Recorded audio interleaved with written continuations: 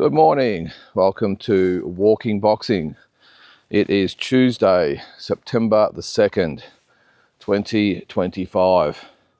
And a bit of a sad morning this morning. Woke up to the news that Joe Bugner, the Hungarian slash English slash Australian heavyweight, had passed away or has passed away at the age of 75. In a nursing home up in Brisbane. Back this way, buddy. Come on. What are you doing? This way. I wasn't actually aware that he was in the predicament that he was. He had dementia. He was admitted to the home some years ago, and not a great end to. I won't say one of the greats, but just a very, very good heavyweight contender from back in the day and a real character of the sport, and someone who really added to the Australian boxing scene as well. He fought both Muhammad Ali and Joe Fraser in 1993, back-to-back, by the way, and went the distance with both of them. He then fought Muhammad Ali in 1975 as well, so 2 years later. And that was for the heavyweight title, and again went the distance with Muhammad Ali. So 3 fights against Ali and Fraser and went the distance in all of them. Come here, man. Come on. Come here. You're being silly. Also fought the likes of Ernie Shavers. I think he did actually state his regret at fighting Henry Cooper, the English icon. He retired, Henry Cooper, and was pretty much run out of England. He was a Hungarian immigrant, of course, Joe Bugner.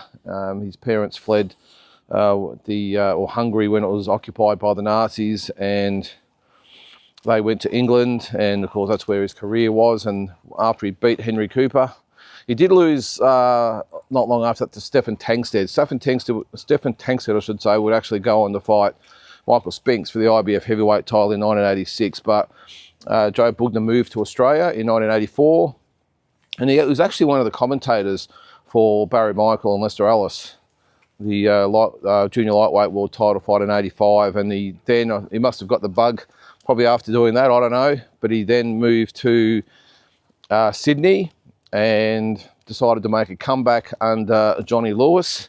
And he had 4 fights in pretty much the space of a year. He came back, and they were all pretty good opponents too, all legitimate heavyweight contenders, and they got them all out here in Australia, all 3 of them anyway.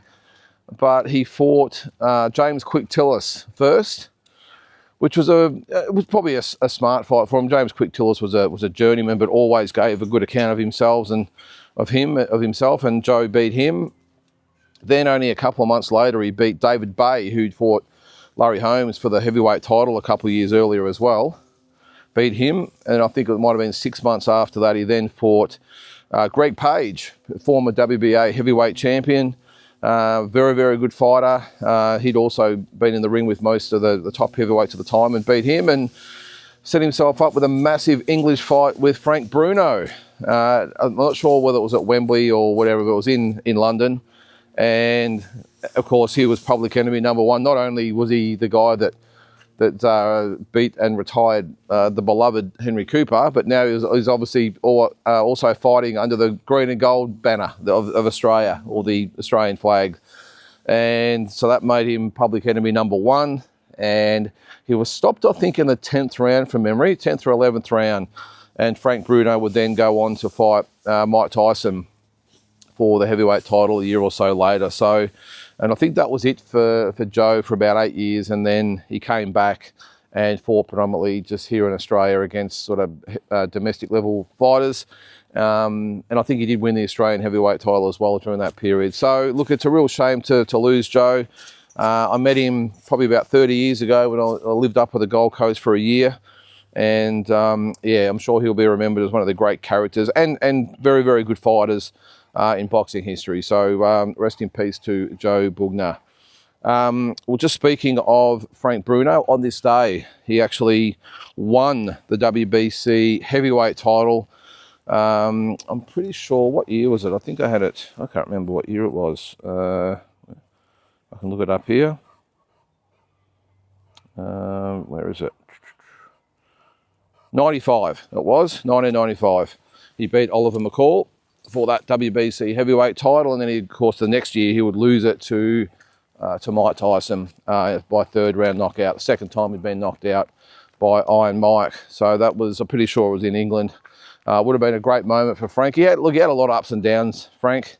He fought the best, was never really able to beat those really top fighters to get the first cracky, because he lost to Bone Crusher Smith.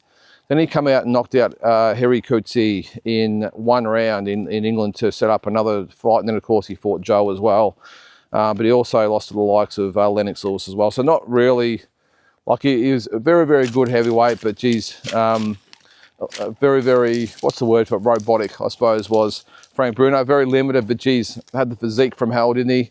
And look, he could fight. He was just always just that one step below those real top heavyweights. But just a great figure in boxing, especially English boxing, was Frank Bruno. And even to this day, he's very, very well revered over in England. I think he's part of some charity foundations and that over there now. So he's still doing good things and still got his faculties about him, still got his sense of humour, and just one of those really great, lovable characters of boxing. So that was on this day. Now, last night on Talking Boxing, always great to have everyone tuned in. We sort of were around sort of the 60 to 70 mark all night for the people in the chat, which was fantastic.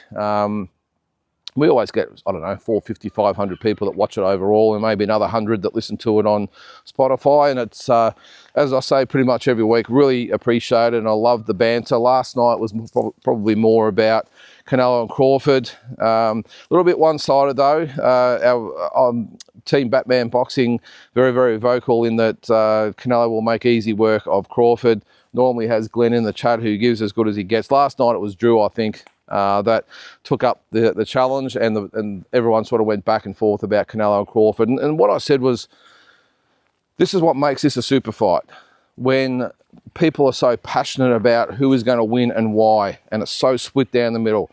The Canelo supporters are just adamant that Canelo is just too big and strong and experienced. Well, not really experienced, but big and strong, and punches too hard and just a better fighter.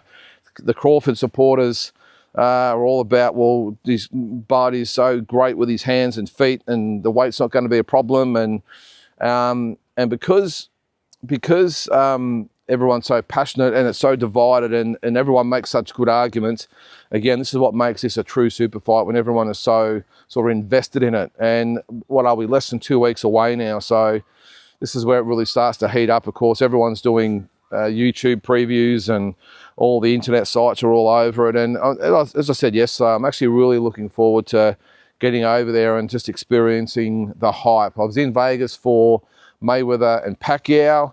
I've been over there, for Canelo, Triple G, all these big fights. I'm really interested to see what it's going to be like. And I've got to say, maybe it was because it was my first ever fight that I went to. The atmosphere with the Pacquiao and Hatton fight week, for me, is probably the best that I've seen.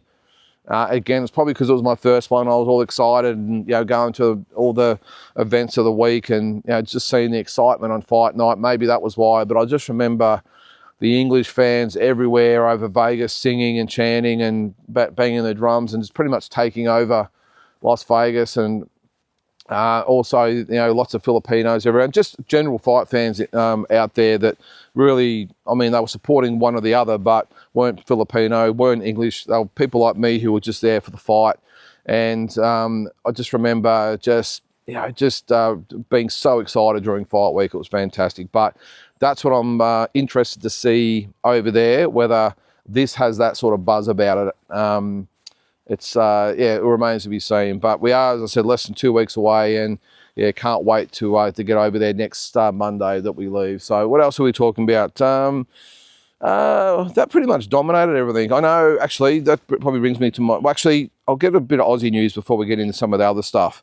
But Michael Zerafa has been elevated to number 6 in the WBA. Now, I must admit, hey, good on him, but I must admit I'm a little bit perplexed how a win over Mikey Dahlman can elevate you by 2 places in the WBA rankings. Good on Michael. He just got in there and did the job. But holy shit, to think that you could rise up the rankings by 2 places by knocking out someone like Mikey Diamond. If anything, it probably should have been penalised 2 spots. But anyway, but he continues to rise. The only problem with rising 2 places in the WBA is, of course, that the champion in that division is Erislandy Lara.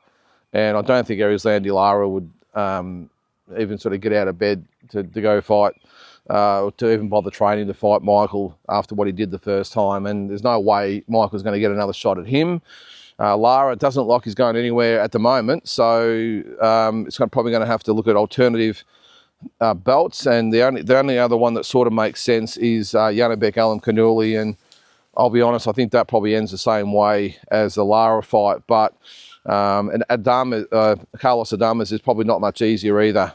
So look, it's going to be a hard slog to the title for Michael, but I do actually respect and admire that he's continuing just to front up and fight whoever they put in front of him, and he's willing to fight those guys. And as much as probably he gets flack about the opponents that he's actually fighting on the way up, he makes no secret that he's actually quite happy to fight those guys. He's obviously already been in there with Erislandy Lara.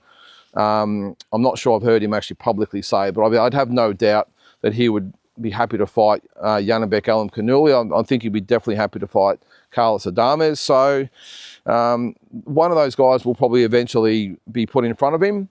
And this is the intriguing thing with Michael. I mean, does he just continue to fight the Mikey Diamonds of the world and just continue just to tread water until one of those guys are ready to fight him, like an Adames or Alimkhanuly or Nikita Tszyu, of course? I still don't think he wants that fight. I think if he takes that fight, or just pretty much to keep No Limit happy. But you've just got to wonder whether he keeps taking those types of fights if Nikita isn't in the equation. Because look, just my personal opinion that if he does fight some of those really high contenders, that it would be pretty tough for him to beat those guys. So it's an intriguing thing. I've got a feeling that he'll just keep fighting on the No Limit shows and beating those type of guys that he's been fighting, and then get a shot. And as I said, good on him. I do think he would fight anyone they put in front of him. It's just a matter of whether No Limit want to risk their investment and risk a world title fight for him. But we'll see what happens with Michael going forward. On the international scene, we have where was it? I'll go back to Canelo and Crawford. No, I'll go back to it if I've got time. Just talking about 10 of the most defining fights that I've sort of read about yesterday. But big news, which is unbelievable to me, is that Joseph Parker and Fabio Wardley looks like they're going to fight on October 25th in Ireland. Now, I've been sort of speaking the last couple of days about Joseph Parker and who he might fight. The 3 fighters that were put up with Derek Chisora, Daniel Dubois and Wardley. Well, it looks like it's going to be Fabio Wardley, which is totally out of the blue for me. I think that was the one fight that I just totally discounted or discarded. I just thought there's no way he's going to fight Wardley. And Wardley, what is he, the interim, is it the WBA champion? I think it is. One of the belts anyway. I think it's WBA. That's what he fought Justice for. But yeah, I did say that Chisora didn't make much sense because he'd already beaten him twice. Why fight him for a third time? Except maybe it was just a quick tune-up to keep busy. I didn't think the Dubois fight made a lot of sense, but I thought that would be the front runner. I just thought that Daniel Dubois coming off the loss to Usyk didn't really make a lot of sense to go straight into another big fight with someone like Parker. And for Parker, I didn't think it made a lot of sense that he's on the verge of either fighting Usyk or fighting for that WBO belt if it gets vacated. And he's going to take a big opportunity or big chance of fighting Daniel Dubois if there's nothing at stake. And Fabio Wardley was the one that I said, there's no way. They fight each other's. Very, very risky for Parker, but also maybe a step too far at this stage in Fabio Wardley. But now that it looks like it is going to be made, it looks like a fantastic fight. From what I saw against Justice Honey, Joseph Parker should absolutely run rings around Fabio Wardley. The problem is, of course, is that Wardley can punch, and Parker has been dropped and stopped in the past. So that is something to consider. But I'm thinking that, just come here, man, get away from that. electric fence. There's a sign there that says electric fence. I don't think we'll take a risk on that one. I'm surprised they can have that fence so close to the public here that watch footy. You can see this is the paddock behind me here. That's where the fence is. And if I turn around here, there is the footy ground. So people are right where I'm standing here, and it's all it would take to lean up against that fence, and there you go. But anyway, but yeah, look, on paper, I would think that's a pretty easy fight for Joseph Parker on the surface, as far as if it's just, you know, they box for however long. I just think Joseph Parker wins conclusively. But the issue is, as I said, is that Wardley can punch and he can always pull it out. I've got a feeling that Joseph Parker isn't as maybe careless as what Justice Honey was. And let's not forget, Justice Honey, out of the, 9 completed rounds, probably won 7 of those completed rounds. So I think if Justice Honey can do that to Wardley, I think Joseph Parker wins that fight pretty comfortably. I think maybe he's learned a little bit from previous fights. He's very experienced. He's obviously a former WBO champion. So I'm really looking forward to the fight. Now, it does look like it's going to get made. What did I say? October 25th in Ireland. So fantastic heavyweight fight, and proof there are other big fights out there that don't include Alexander Usyk, I suppose, and Fury and Joshua. Speaking of Joshua, I think I said the other day he's going to come back in 2026. He still thinks he can sort of take the division. I just don't see it. Look, maybe if Usyk retires, which could still be a year or 2 away. He doesn't beat Usyk any day of the week, but I'm just interested in whether he'll still have the passion by then, and whether guys like Otama and those types of guys will just go past him.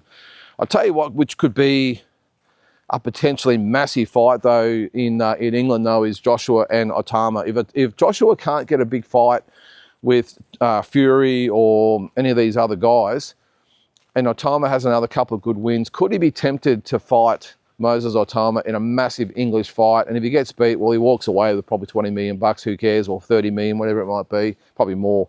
And if he wins, you know, of course, he's back. I mean, that could be a really intriguing all-English super fight. It could be the all-English super fight we never thought we'd get. I think we always thought it'd be Joshua and Fury.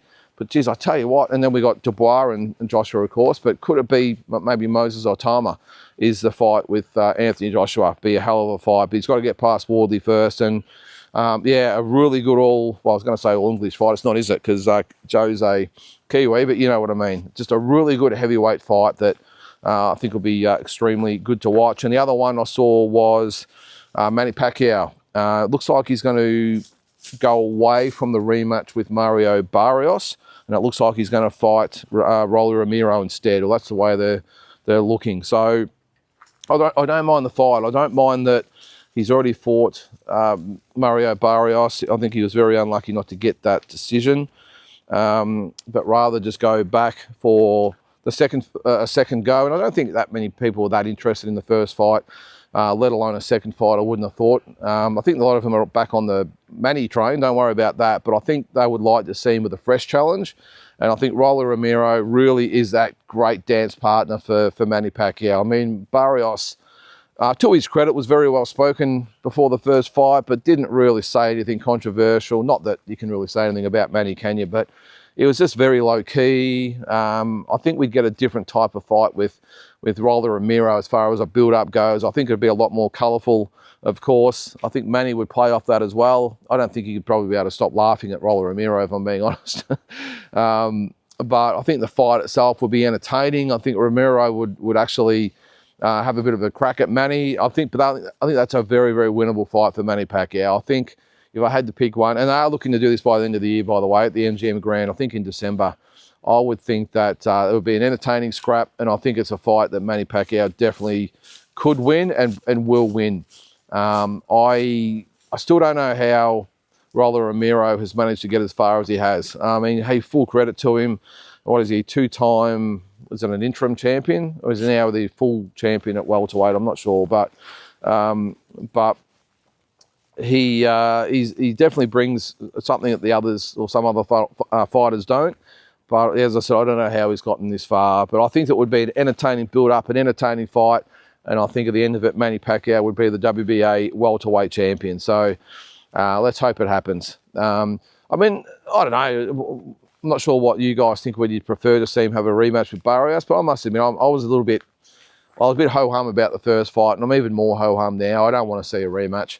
But Raul Romero, yes. Because the thing is, I think we all had a little bit of fear that at Manny's age, a young champion like Mario Barrios, who wasn't or isn't an elite type of champion, but still a young guy. He's got ability, he can punch, all the rest of it.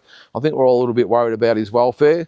But I think in this one, I'm not worried about Manny's welfare at all. I don't see Raul Romero being able to really hurt Manny. I don't think he can outbox Manny. I think it's a really well-matched fight. And that's why I probably prefer to see it. I mean, and the other thing with Mario Barrios too, getting back to him, he's not the most exciting fighter, which is a little bit odd for a Mexican fighter, isn't he? A little bit bland. Where at least with Raul Romero, you can see he'll try and mix it up. He'll try and put it on Manny. He'll try and throw a few. I mean, he's a very, very limited fighter, is Rolly. But you can tell he'd get out there and he'd throw some bombs at Manny and make him work and rough him up, and it'd be a colourful fight anyway, I think. So, yeah, let's hope that fight is the one that gets made at the end of the year. And one other fight that's suddenly back in motion is Shakur Stevenson and Teofimo Lopez.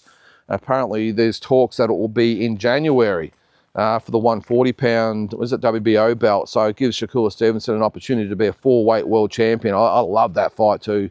I'm a bit of a fan now of Shakur Stevenson. He went up a whole lot in my eyes after his last fight with William Zepeda. Thought he fought brilliantly in that fight and really outpunched the puncher in that fight and really did a job on Zepeda. And I was very, very impressed. Lopez is a different story, of course. I think he's a lot more skilled than Zepeda and just a better fighter, heavier weight as well. But I really like that fight, Shakur Stevenson and not William Zepeda, Teofimo Lopez. So let's hope that happens in January. So guys, as I said, I was going to go through the 10 sort of defining fights of Crawford and Canelo, but we've got plenty of time to do that leading up to the fight. I just read it and thought it was interesting views from the author on different fights from their careers as far as best, worst, most impressive, all that sort of stuff. So we'll do that at another time, but that will do it for today. So guys, as always, give me your opinions. I always look forward to reading them and hopefully getting around to replying to them. And again, everyone who tuned in last night to Talking Boxing, really appreciate your comments and the fact that you tune in every week. So guys, have a great Tuesday. We'll catch you tomorrow.